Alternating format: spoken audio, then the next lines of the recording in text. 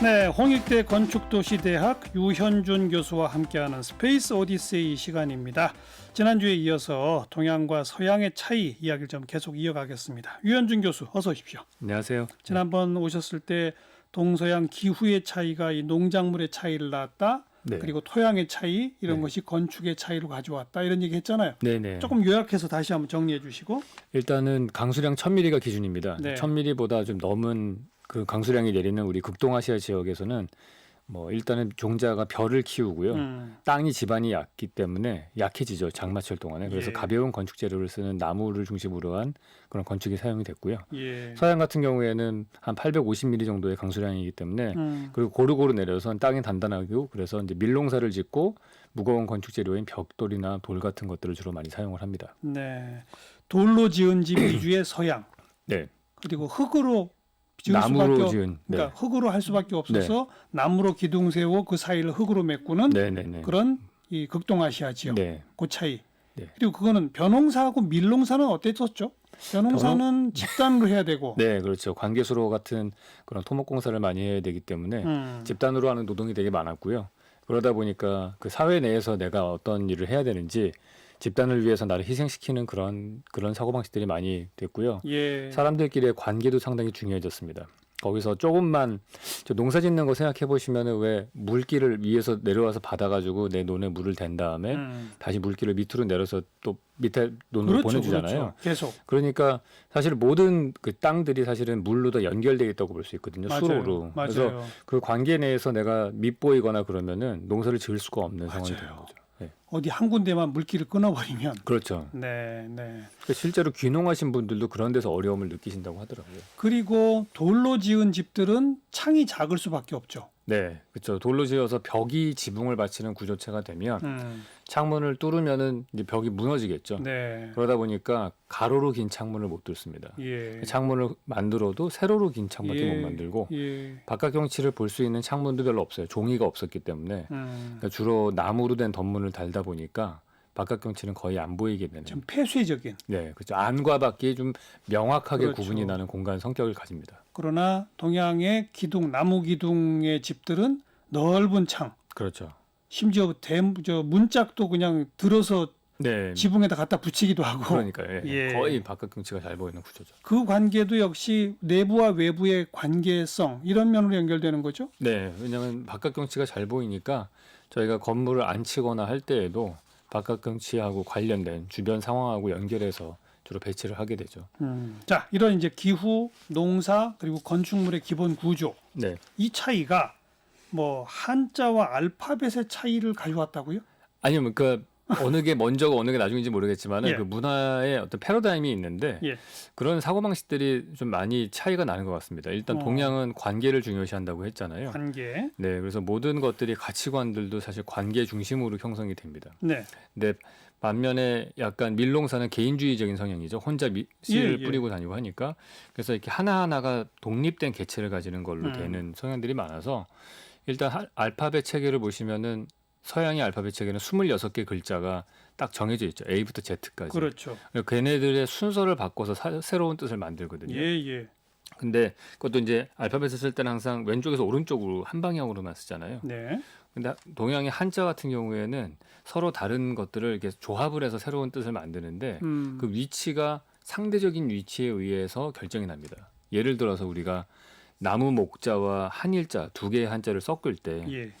이 한일자를 밑에다가 붙이면 근본 본자가 되고 그렇죠. 위에다 붙이면은 뭐 아니다라는 뜻도 되고 끝이라는 뜻도 되죠. 그러니까 끝말자 같은 경우에는 한일자가 나무목 변의 가로축보다 더 길어지면은 끝말자가 돼요. 예, 예. 그러니까 이게 한일자 글자가 어디 위에 붙느냐 아래 붙느냐 옆에 붙느냐에 따라서 의미도 달라지고 그렇죠. 상대적인 길이가 또 어떠냐에 따라서도 뜻이 달라집니다. 네. 그래서 되게 관계가 중요한 그 어떤 의사결정의 의미의 부여에 중요한 팩터가 된다 이렇게 볼 수 있을 것 같아요. 그러니까 기본 요소가 알파벳은 26개로 제한돼 있고 네. 그것의 조합이라면 네. 조합은 한쪽 방향이라면 네. 한자는 기본 요소는 굉장히 많고 굉장히 많고 그것들도 또 상대적인 위치와 상대적인 길이에 따라서 의미도 계속해서 바뀌고. 위로 붙이냐 옆으로 붙이냐에 따라 또 달라지고 네네네. 또 두 개만 합치는 게 아니잖아요. 세 개, 네 개 합치기도 하고 세 개, 네 개 막. 합치기도 하고.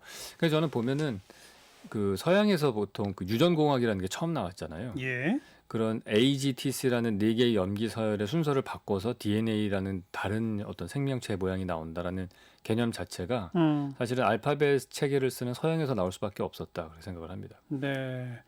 좋아요. 그럼 이 한자와 알파벳의 차이가 동서양 건축에 반영된 건 뭐라고 봐야 됩니까? 그래서 뭐 일단은 직접적으로 뭐 알파벳 때문에 생각이 바뀌었다는 건 아니고요. 그 문화의 패러다임 자체가 그렇게 된 건데 그 동양 같은 경우에는 주로 이제 관계 중심으로 설계를 하다 보니까 한 방향성이 나타나지 않고 평면도도 막 되게 왔다 갔다 해요. 예. 저희들의 예전에 만들어진 한옥이나 이런 걸 보시면은 주변 경관에 따라서 배치들이 막 바뀌죠. 그렇죠. 근데 서양의 건축들을 보면은 이제 물론 뭐 다 그런 건 아니겠지만은 예를 들어 성 베드로 성당 같은 거다. 그러면은 저쪽 재단부터 시작해서 한 방향으로 계속 좌우 대칭으로 구성되어 있는 좌우 대칭. 네, 그래서 쭉 한 방향성을 가지게 되고 예. 또 하나는 서양 건축은 좀 압도하는 경향이 있어요. 우리가 체스 같은 게임을 보시면은 그게 동양과 서양의 게임이 체스와 바둑으로 나눠지는데 그 체스 같은 게임이 이렇게 상대방을 죽여야지만 이기는 게임이잖아요. 예. 그 상대를 압도하는 그런 건축물이 많아지고 그다음에 동양의 대표적인 게임이라고 할 수 있는 게 이제 바둑 같은 건데 바둑은 빈 공간을 만드는 게임이잖아요. 그러다 그렇죠. 보니까 집을 짓는 거죠. 네, 집을 짓고 계속해서 증식해 나가고 그 농경 사회를 상징으로 하는 게임인데 예. 그게 약간 기본적으로 생각들이 조금씩 다른 것 같아요. 동서양은 건축 네. 공간적으로도 그렇고. 그러니까 우리 청취자분들 이해를 돕기 위해 머릿속에 그림을 네. 그려봅시다. 서양 건축의 대표는 큰 성당이나 아니면 성. 네, 네, 성이 곧 왕궁이고 네, 그런 거잖아요. 네, 네, 그런데 우리는 예를 들면 경복궁 같은 걸 떠올려 봅시다. 네, 그러면 단층 건물이 이리로 갔다가 저리로 뻗었다가 좌우 또 연못을 따라서 네, 또 그렇죠. 마음대로네요. 예, 뒤에 있는 북악산 위치에 산에 따라서도 따라서 달라지고. 또 위치가 또 바뀌기도 하죠. 예, 예. 주변에 보이는 산의 위치가 어디냐에 따라서 되게 많이 영향을 받아요, 사실 또. 그래서 그런 것들이 반대쪽에 그 주변 환경에서 오는 영향에 따라서 나의 위치가 결정나는 경우들이 많아요. 그래도 기본적으로 이 경복궁이다, 뭐 창덕궁이다, 뭐 이런 그것도 기본 구조는 있지 않나요? 대체로 어떤? 근데 그 기본 구조라는 게 딱 하나만 유지가 돼요. 뭐냐 하면은 기둥 4개가 모이면 지붕 하나를 받친다. 그 시스템은 거의 무슨 레고 블록처럼 네. 몇천 년 동안 거의 안 바뀌었습니다. 예. 그래서 그거를 기둥이 4개가 되면 한 칸짜리 집이 되는 거고요. 기둥 6개 되면 두 칸짜리 집이 되는 거죠. 네. 기둥이 4개면 지붕이 있다. 네. 거기 2개를 더하면 2칸이 되는 거죠. 지붕이 2개가 되니까. 네. 그렇게 해서 산 밑에 있으면 좀 작게 하고 네. 넓은 잔디밭이 펼쳐져 있으면 좀 넓게 하고 뭐 주변에 뭐 바위가 있으면 좀 돌아서 꺾어서 가기도 하고 시냇물이 있으면 그것도 돌아가기도 하고 뭐 네. 그런 것들이죠. 네. 이걸 이제 한자, 알파벳, 그다음 좀 아까 뭐 바둑, 체스? 네. 바둑, 체스도 조금 더 설명해 주시면. 보통 게임을 만드는 원리 중에 게임이라고 하는 거에 그 원칙이 몇 가지가 있어요. 그 중에 하나가 자기만의 공간 체계가 만들어진다는 거예요. 바둑을 두면 바둑판이 있고 체스는 체스판이 있고요. 그리고 그 안에 어떠한 규칙들을 하나씩 꼭 만듭니다. 그렇기 때문에 이게 하나의 세상인 거죠. 바둑판이든 체스판이든. 그 체스판이든 바둑판의 게임의 판 위에 어떤 규칙을 만드느냐는 사실은 그 게임을 만든 사람들이 세상을 바라보는 시각이 반영되게 돼 있어요. 철학이 들어가 있다. 네, 철학이 들어가 있죠. 그래서 사실은 최초의 그 체스 게임은 인도에서 나온 거거든요. 예. 차투랑가라고 하는 게임인데, 예. 그러니까 인도 쪽에서 유목민족들 그 막 코끼리 키우고 이러면서 전쟁하는 거를 상징화시킨 게임이에요. 예. 그게 이제 서쪽으로 가서 체스가 된 거고요. 우리 동양권의 장기하고도 사실은 똑같아요. 좀 똑같죠. 네, 비슷하죠. 사실은 말이 뭐 코끼리상도 있고 대포도 그러니까요. 있고 예. 수레차도 있고 병도 예. 있고 똑같아요. 그렇죠. 그런데 그렇게 보면 동양은 둘 다 있는 거예요. 둘 다 있는 거죠. 장기도 있고 바둑도 네, 있고. 둘 다 있습니다. 네.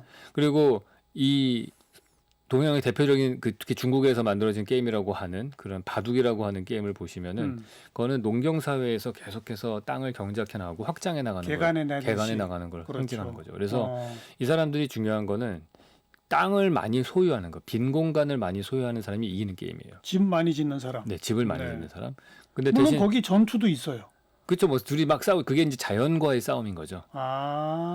상대의 자연이 어떻게? 흑돌과 백돌의 싸움을 네. 인간과 자연의 싸움으로 보세요? 네, 저는 그렇게 봐요. 그래요? 네, 그게 그 상대의 그러니까 계속해서 그 카운터 파트가 네. 물론 다른 국가일 수도 있겠지만은 네. 그냥 자연과 인간의 관계라고 저는 생각을 해요. 그럴 수 있겠네요. 네. 내가 흙돌을 쥐고 집을 지으려고 한다는 얘기는 네, 어쨌든 터도 닦아야 될 거 아니에요. 네, 네, 그렇죠. 그러면 자연이 방해를 하죠. 예. 터 닦으려고 하는데 바위가 나오면 네, 네, 그런 거죠. 그렇죠. 그 바위가 백돌인 거죠. 그렇죠. 그렇게 해석이 되네요. 네. 어, 또 되게 특이한 점은 이 바위, 그러니까 바둑돌은 그 돌 안에서 위계가 없습니다. 똑같은 규칙이에요. 왕도 없고 왕도 없고 졸도 졸도 없죠. 없고 아무것도 없어요. 예. 대신에 누가 더 센 돌이냐는 상대적인 위치에 의해서 결정이 나요. 당연하죠. 예. 어, 내가 둘러싸이면 먹히는 거고, 그렇죠. 그다음 둘러싸면은 내가 먹는 거고. 네, 네. 그리고 또 상대방 돌을 많이 먹는 게 이기는 게 아니잖아요. 바둑은 빈 공간을 많이 만드는 사람이 이기는 그렇죠. 거죠. 그렇죠. 그래서 끊임없이 자기의 경작지를 확장시켜 나가는 그런 게임이다. 그렇게 볼 수 있죠. 반대로 장기나 체스는 움직임의 이 법칙도 다르죠. 네, 법칙 기하학적으로 움직이잖아요. 그러니까요. 그게 되게 재밌어요. 이게 움직임이 말은 뭐 앞으로 한 칸 갔다 45도 갔다 이러잖아요. 그 나이트도 똑같이 움직이고. 그렇죠. 그래서 그러한 딱 어떤 말은 각각의 정해져 있는 기하학적인 패턴이 있고, 그리고 거기에 서열이 있는 거죠. 그래서 거기 서열도 있고, 예, 그리고 상대방을 죽여야지 이기는 거고. 맞아요. 또 재미난 특징은 체스는 말을 이 똑같은 격자형 판인데 말을 그 격자의 가운데 안에다가 넣어요, 말을. 네, 근데 바둑은 인터섹션 그 교차점에다가 말을 놓죠. 맞아요. 그러니까 아까 말씀하신 장기도 사실 체스랑 똑같은데 장기말도 인터섹션에다 놔요. 그러네요. 예. 그러니까 그러니까 이 동양 쪽 사람들의 사고 방식은 그 인터섹션 그 교차로에다가 돌을 놓는 것 자체가 예, 기둥을 하나씩 세우는 것과 똑같다고 보시면 됩니다. 예, 예. 그러니까 계속해서 바둑돌 4개를 놓으면은 하나의 집이 만들어지죠. 그거랑 똑같이 바둑돌 4개를 두면은 그러니까 기둥 4개를 두면은 한 칸짜리 집이 만들어지는 거고. 네, 그래서 네. 공간을 그런 식으로 확장해 나간다고 보시면 될 거예요. 결국 경복궁 짓는 거랑 비슷한 거네요. 네, 똑같다고 봐야죠. 그게 기본은. 바둑이네요. 네, 바둑인 거죠.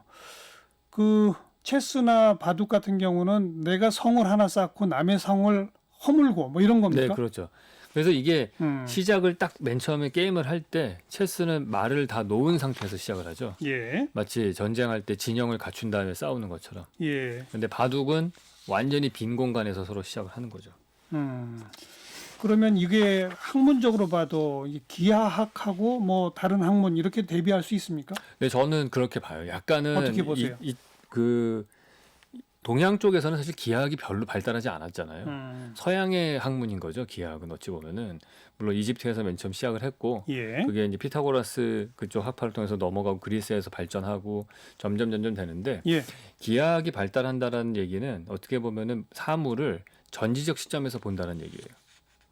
그러니까 내가 사는 세상과 이 이데아의 세상이 완전히 다른 차원에 있는 거죠. 그래서 되게 재미난 거는 정원 디자인 같은 거 할 때도 되게 기하학적으로 설계해요.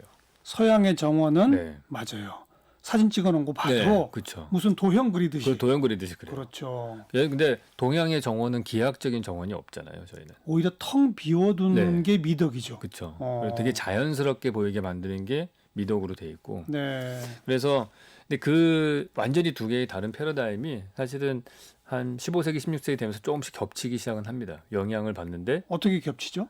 그게 서양의 조경들이 바뀌어요. 동양의 영향을 받아서. 근데 그 계기가 된 거는 서양의 조경이 바뀐다. 네. 어. 그게 첫 번째로 바뀌는 겁니다. 근데 그 영향이 제가 보는 그 계기는 도자기의 수출 때문이라고 봐요. 네, 도자기가 이쪽 아시아의 도자기가 중국이 영국으로 보냈잖아요. 계속 수출을 하면서 그렇죠. 도자기에 그려진 그림들이 있잖아요. 그렇죠. 그 대부분의 그림이 정원 아니면은 예, 예. 거기 정자들 이런 예, 것들이죠. 그래서 그런 예. 걸 보고서 이제 영향을 받기 시작을 했다. 볼수 예. 있죠. 그러면 그냥 기하학적이고 절대적으로 대칭을 이루던 정원이 네, 깨집니다. 허물어지나요? 네. 오. 그래서 새로운 조경 학파인 픽처레스크라는 게 생겨나요.